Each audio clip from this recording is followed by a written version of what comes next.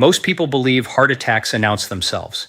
Chest pain, numbness spreading down the left arm, a dramatic collapse. That's what the movies portray. That's what most people expect. But after the age of 60, the most dangerous cardiac events are often the silent ones, the ones that develop gradually while you're asleep. No warning, no time to call for help, no second chance. And here's what shocks most of my patients when I tell them this in a recovery room. Those events are almost always triggered by something ordinary. Something completely unremarkable. Something you did right before turning off the light. I've spent more than 20 years opening chests, repairing arteries, and holding hearts in my hands. I've also spent more than 20 years watching the same preventable patterns repeat themselves over and over in patients who had absolutely no idea what they were doing to themselves every single night. Tonight, I'm going to show you 5 of those patterns. 5 habits that are quietly loading the gun while you sleep. Then I'll show you exactly how to unload it, one simple evening at a time. Stay with me. What you learn in the next few minutes may be the most important thing you hear all year. Here's something most people don't realize. Your cardiovascular system doesn't take a break when you fall asleep. It simply shifts gears. In a healthy body, nighttime is when your blood pressure naturally drops, usually by about 10 to 20% compared with daytime levels. Your heart rate slows down, your arteries relax. It's a biological reset, a form of maintenance your body has been performing your entire life. But after the age of 60, that system becomes less reliable. Blood vessels become stiffer. Blood pressure regulation becomes less precise. Certain hormonal signals that once protected your heart during the night begin to weaken, and the margin for error becomes much, much smaller. Think of it this way. During the day, your cardiovascular system has backup mechanisms. It can compensate, it can adapt. At night, many of those protective mechanisms are essentially offline. Your body is operating with a skeleton crew. That's what makes the night so different after 60. That's why the hours between midnight and 6 o'clock in the morning carry the highest risk of heart attack and stroke for older adults. Not the afternoon, not the morning rush, the quiet hours. The hours when no one is watching but your habits are. Now here's the part that changes everything. What happens during those dangerous hours is largely determined by what you did before going to bed. The meal you ate, the medication you took or didn't take, the temperature in your bedroom, decisions that felt completely routine. And that's exactly what we're going to talk about, starting right now with the habit that surprises my patients the most. Let me ask you something. What time did you eat dinner last night? And what was on your plate? I ask every patient that question. Surprisingly, many people over 60 tell me they ate dinner around 8 o'clock or 9 o'clock at night, sometimes even 10 o'clock. A full meal, pasta, rice, meat, maybe something fried followed by sitting on the couch and then going to bed within an hour or two. I understand why it happens. Busy days, family schedules, habits built over a lifetime. But from a cardiac perspective, this routine is quietly harming your heart. A heavy meal late at night is one of the most underestimated stresses your heart can experience. Here's what's happening inside your body. When you eat a large meal, your digestive system demands a tremendous increase in blood flow. Your heart has to pump harder. Your blood pressure rises. Triglycerides, the fats circulating in your bloodstream, rise sharply within 2 to 4 hours after eating. Now combine that with going to sleep. Your body expects the evening to be a period of winding down, not an all-hands cardiovascular emergency. Instead, your heart is working overtime to digest a large dinner while simultaneously trying to transition into its nighttime recovery mode. Those two demands directly compete with one another. And for someone over 60 with even a moderate degree of arterial stiffness, that conflict can have serious consequences. Studies have consistently shown that eating within 2 to 3 hours before bedtime is associated with elevated nighttime blood pressure, a higher incidence of acid reflux that can mimic or even trigger cardiac symptoms, and an increased risk of cardiovascular events during sleep. The solution is not complicated. Finish your main meal by 6 or 7 in the evening whenever possible. If you need to eat later, keep the meal light, focusing on lean protein and vegetables instead of heavy fatty foods. Does your dinner schedule resemble what I just described? You might be surprised by how many people answer yes without ever realizing it could affect their heart. Now, I need you to pay very close attention to this next point, because this is where some of the most preventable damage occurs.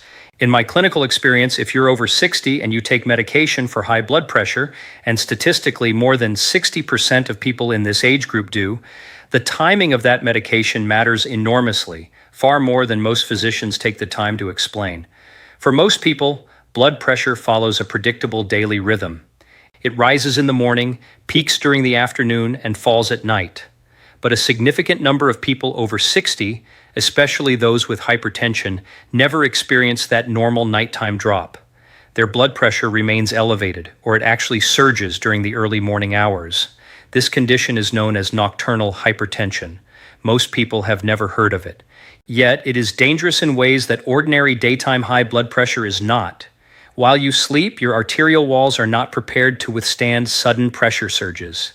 A spike in blood pressure at 3 o'clock in the morning affects your arteries very differently than a spike at 3 o'clock in the afternoon.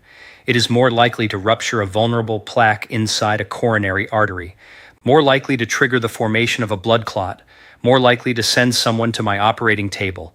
If you take your blood pressure medication only in the morning, it may no longer be working when your body needs it most. If you forget to take it altogether, you may be leaving yourself completely unprotected during the most vulnerable hours of the night. So, what should you do? Talk to your doctor specifically about medication timing. Ask whether your blood pressure medication should be taken in the evening instead of the morning. That conversation takes only 2 minutes. It could save your life. There is strong scientific evidence, including findings from the Hygia chronotherapy trial, suggesting that taking blood pressure medication in the evening can significantly reduce cardiovascular risk during sleep. That is not a minor adjustment. It is a conversation that could potentially save your life. Never assume that timing doesn't matter.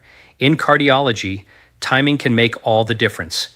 Yet most people over 60 have never had this discussion with their doctor. Now, I want you to think about someone you know who snores. Maybe it's your spouse, maybe it's one of your parents, or maybe it's you. That loud, irregular rumbling sound during the night. Most people dismiss it as an annoyance, something to joke about, something that earns an elbow from a partner in bed. I treat it as a warning sign of heart disease until proven otherwise. After more than 20 years in this field, I mean that literally. Sleep apnea is one of the most underdiagnosed and underestimated conditions I see in patients over 60. It is estimated that more than 30% of older adults have some form of sleep apnea, yet the vast majority have never been diagnosed or treated. They have absolutely no idea what it is doing to their heart every single night. Here's what actually happens during an episode of sleep apnea. You stop breathing for 10 seconds, 40 seconds, sometimes even longer. It may happen dozens of times every hour. Each time it happens, the oxygen level in your blood drops dramatically. Your brain detects a crisis and immediately activates a stress response. Adrenaline is released, cortisol rises, your heart rate suddenly accelerates, your blood pressure spikes. Your heart is essentially jolted awake while the rest of your body remains asleep. Night after night, year after year.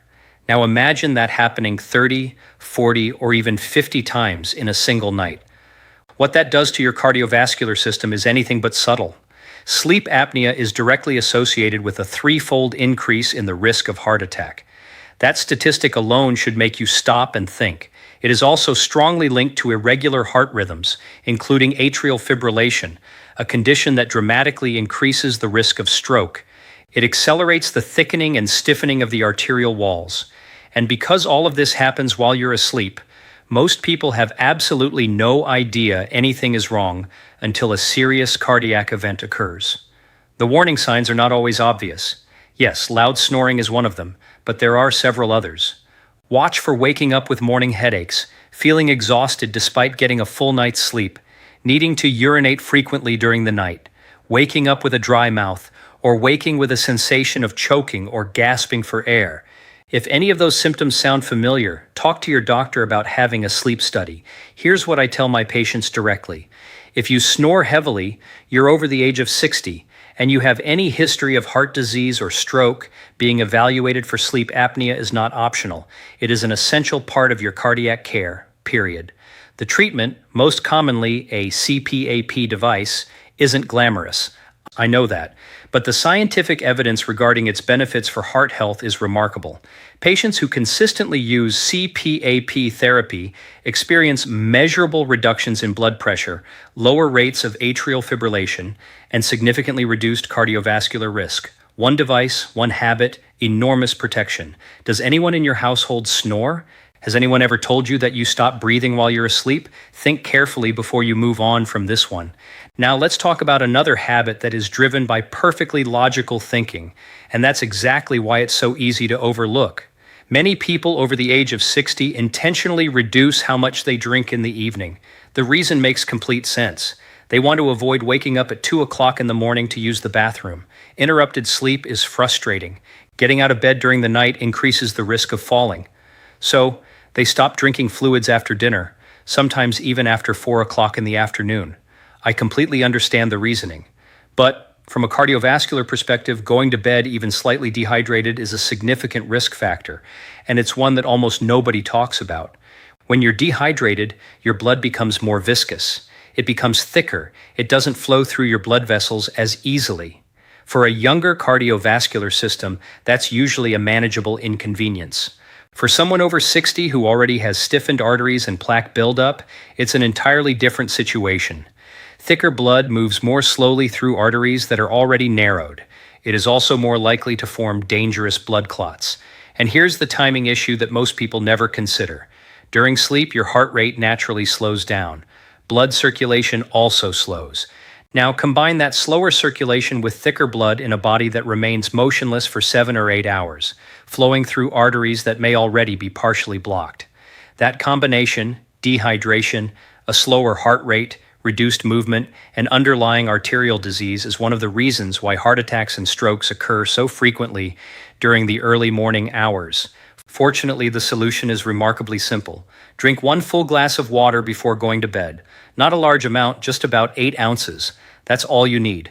It's enough to help prevent your blood from becoming unnecessarily thick while you sleep. Keep another glass of water on your bedside table for when you wake up. If you wake up feeling slightly thirsty at 2 o'clock in the morning, your body is asking for something your heart needs as well.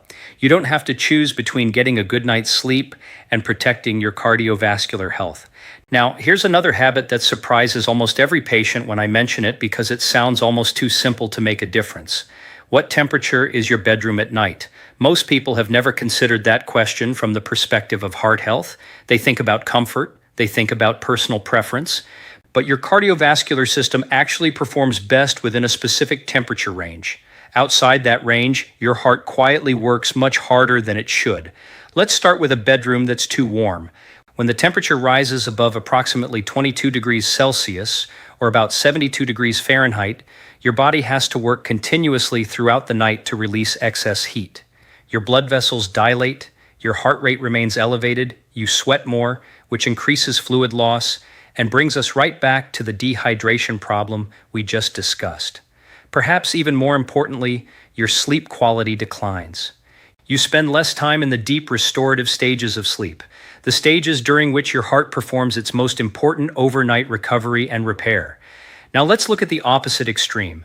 A bedroom that is genuinely too cold, below approximately 16 to 17 degrees Celsius, creates a completely different kind of cardiovascular stress. Cold temperatures cause vasoconstriction. Your blood vessels constrict to preserve your body's core temperature. As they tighten, your blood pressure rises. Your heart has to pump against greater resistance. For someone already living with coronary artery disease or high blood pressure, that increase in nighttime blood pressure is far from insignificant. The optimal bedroom temperature for both quality sleep and cardiovascular protection is between 18 and 22 degrees Celsius or 65 to 72 degrees Fahrenheit. Within that range, your body remains in what's known as a thermally neutral state. Your blood vessels stay relaxed, your heart rate remains low and steady, your sleep stays deep and restorative. One simple thermostat setting, real protection. Everything I've described so far may sound like a long list of things to worry about, but I want you to look at it differently. When you put all 5 habits together, what you actually have is a practical blueprint for protecting your heart every evening. I call it the heart-safe evening routine. It fits easily into everyday life without requiring dramatic lifestyle changes. Here's what it looks like. Between 6 o'clock and 7 o'clock in the evening, eat your main meal. Choose lean protein, vegetables, and a moderate serving of carbohydrates if you need them. Not an enormous feast, not skipping dinner, just a balanced meal at a reasonable hour. That gives your heart 3 to 4 hours to finish the work of digestion before you go to sleep. Around 7 o'clock, focus on water and your medications. If Dr. William has not specifically discussed the timing of your blood pressure medication with you, let this be your reminder to have that conversation. For many people, taking blood pressure medication in the evening may provide significantly greater protection. Take that discussion seriously. Between 8 o'clock and 9 o'clock, enter your wind-down period. Take a gentle walk, read a book, have a calm conversation. This is also the time to step away from screens, especially the bright screens of smartphones, which suppress melatonin production and keep your nervous system alert much longer than it should be before bedtime. By 9 o'clock, prepare your bedroom. Adjust the thermostat, open a window for a few minutes if necessary, place a glass of water on your bedside table. These tasks take less than 90 seconds, but they matter. By 10 o'clock, you should be in bed. And here's one final detail that costs absolutely nothing. If you snore, or if someone has told you that you stop breathing while you sleep, try sleeping on your side instead of your back. Sleeping on your back can dramatically worsen airway obstruction. Simply changing your sleeping position can significantly reduce episodes of sleep apnea while you arrange for a formal medical evaluation. Dinner by 7 o'clock, water and medications around 7 o'clock, a calm evening until 9 o'clock, your bedroom prepared by 9 o'clock, in bed by 10 o'clock, sleeping on your side. The question is never whether this routine works. The scientific evidence is clear that it does. The real question is whether you will actually follow it. And that's a question only you can answer. Now, I'd like to speak to you honestly for a moment, not as a content creator, but as a surgeon. I have stood beside an operating table at 3 o'clock in the morning, holding a heart that had stopped because a blood clot formed overnight inside a narrowed coronary artery. I've spoken with families sitting in hospital waiting rooms at dawn, families who had no idea anything was wrong when they wished their loved one good night just a few hours earlier. I have read autopsy reports on people who had been planning their grandchildren's birthday parties only a week before. And in case after case, the contributing factors were not mysterious. They were a late dinner, a missed blood pressure pill, a bedroom that was too warm, a body that quietly became dehydrated, an airway that had been collapsing silently for years while everyone assumed the snoring was harmless. These are not rare or exotic risk factors. They are simply the background noise of millions of ordinary evenings. But that background noise, repeated night after night, year after year, can eventually become the heart attack that no one saw coming because no one knew where to look. Here's the greatest lesson more than 20 years in the operating room has taught me. Most of the hearts I've had to repair did not fail because of bad luck. They failed because of missing information. Information the patient simply never received. Now you have that information. The question is what you'll do with it tonight, not next week, not after your next medical appointment, tonight. So let's bring everything together. 5 habits, 5 solutions. I want you to leave this video with a clear action plan, not simply a vague sense of concern. First, finish your main meal by 6 o'clock or 7 o'clock in the evening. No extreme diet, just a sensible dinner at a sensible hour. Second, speak with your doctor about the timing of your blood pressure medication. Specifically ask whether taking it in the evening would be appropriate for you. That single conversation could become the most important medical discussion you have this year. Third, if you snore, wake up feeling exhausted, or if anyone has ever told you that you stop breathing while sleeping, get evaluated for sleep apnea. Once you're over 60, this isn't optional. It's an essential part of protecting your heart. Fourth, drink 1 glass of water before going to bed. Keep another glass on your bedside table. Don't allow your blood to become thicker overnight simply because you wanted to avoid getting up to use the bathroom. Fifth, keep your bedroom temperature between 18 degrees and 22 degrees Celsius, or 65 degrees to 72 degrees Fahrenheit. That one simple adjustment helps protect your blood vessels and costs absolutely nothing. Now, I'd like to ask you something directly, and I genuinely appreciate your answer in the comments below. Which of these 5 habits do you recognize in yourself? I have a feeling at least 2 or 3 of them probably sound familiar. And if they do, you're certainly not alone. Most of my patients recognize themselves somewhere on this list. The difference is that now you know what to do about it. If you found this video helpful, please share it. There is almost certainly someone in your life, a spouse, a brother or sister, a close friend, or another loved one over the age of 60 who has never connected their nightly routine with the health of their heart. Send this video to them. Take care of your heart. It has been working faithfully for you every minute of every day and every night throughout your entire life. Give it the conditions it needs to keep working for many more years. One final thought. Everything I've shared with you today is general medical information based on current cardiovascular research and my own clinical experience. It is not a substitute for personalized medical care.